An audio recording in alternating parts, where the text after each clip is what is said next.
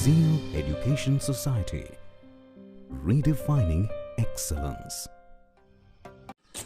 Hello everyone, myself Purna Vishraugi and I am from Zeal College of Engineering and Research, Pune.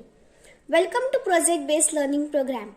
Today we are presenting live COVID-19 tracker using Python programming guided by Shravani ma'am, and my team members are Anshu Thakur, Tanaya Deshmukh, Chinmay Tare and Prasanjit Sonsare. We are first year students of Computer Science Department. The main aim of our project is to track the live COVID-19 cases in all over the world using Python programming language.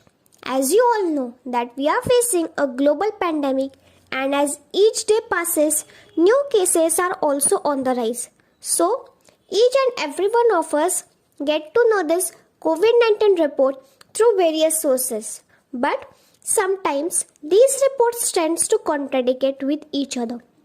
So we thought, let's try to automate this COVID-19 report using Python programming language. So, first of all, we will need to download Python software from its official website and COVID-19 module. So, this is our source code. Now, let's run the program and see one by one. First, let's check for the global count.